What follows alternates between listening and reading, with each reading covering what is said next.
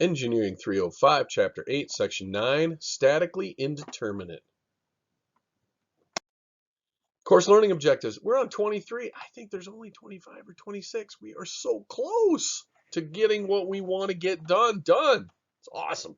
Of course, it is Thanksgiving-ish.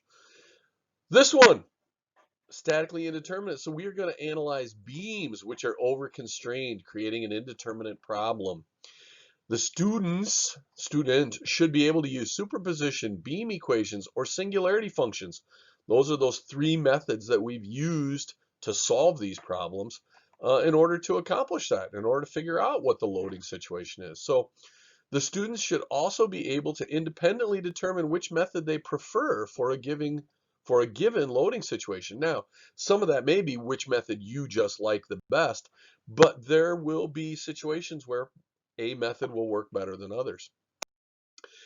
The equations that you've got to know from the study guide, well, there's just too many of them. Honestly, I could have put them, but there's just too many of them.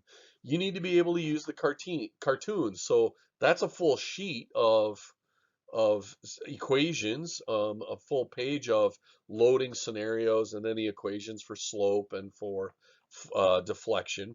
You've got to be able to use singularity functions. So there's a paragraph or two which explains singularity functions from the sheet. And you've also got to be able to use integration methods, which then there's another chunk showing the chain of the derivative. So I just thought, no, I'm not going to include them. But typically, I will say, of those three, there are typically two reasonable, pretty good ways to solve it, but there's almost always a really bad way. And the bad way still works, but it can be more effort. Now, sometimes the bad way that's more effort, but if it's a path that you're familiar with, it's not so bad. So that good and bad is there's some that might be less work or more work if you were equally skilled in every technique. If you're not equally skilled, any of them can work, but it's a judgment call. It's up to you. So I wanna think briefly about what we did before with statically indeterminate, where we would look at, typically we were being asked about a particular stress. And we would look at, for example, I was just reviewing a torsion problem. And for that torsion problem, we were looking at the shear in this particular beam, or section 1, because it always had two sections, was equal to the TC over J.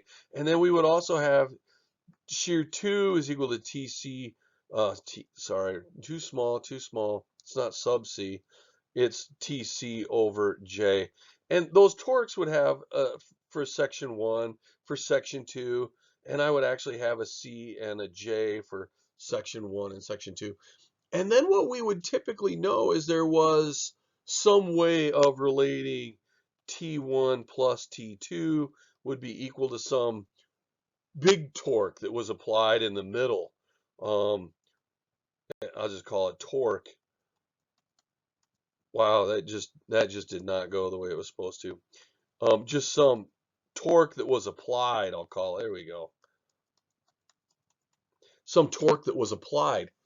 And then when we had that, okay, that still wasn't enough to tell us, because we really needed to manage the deflection. And so then there would be a relationship between the deflection of section 1 equal to TL over JG. And everything had a subscript again.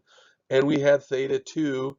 And then we would know something about theta 1 is related to theta 2. Maybe they're equal, maybe they're, I don't know. But that set up for us a system of 6 equations and 6 unknowns. For the new problems, it's nothing like that. For the new problems, it's actually very different.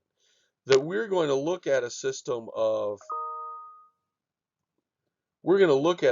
sorry, I got to get rid of all this. Maybe I don't. We're going to look now at a beam. Well, it's cantilever beam, and then I've got a fixed point out here. And for example, that'll be our first example problem.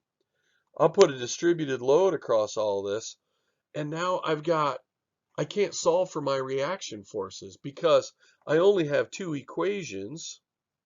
That shouldn't have worked. I only have two equations. I have some of the forces in the y, and I have some of the moments about some point, wherever you want to put it. But I have three forces acting on this. I have a reaction at A, I have a moment at A, and I have a reaction at B. So I have three unknowns in two equations. And so now we have to set up, using our deflection equations, we have to go set something up that allows us to solve that. And that, how we execute that depends on which one of the strategies, whether we want to use integration or integration with singularity functions, or whether we want to use cartoons. Which method we use determines how we get to an answer. Example problems are really the best way to learn that. And so I'm going to do example problem 820. Now the book does it through integration. I'm going to do it through integration and superposition. I find that students like superposition more than integration. And maybe it's just that whole calculus thing, but I want to show you how to do it with both methods. And then we can go on from there, and we'll continue to do additional example problems after that.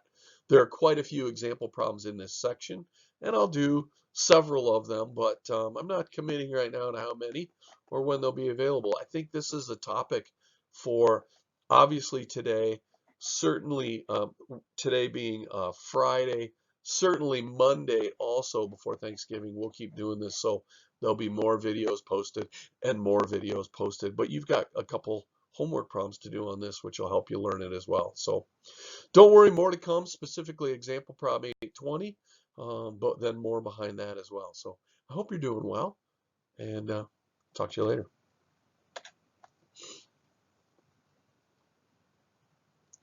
Still not done. There you go.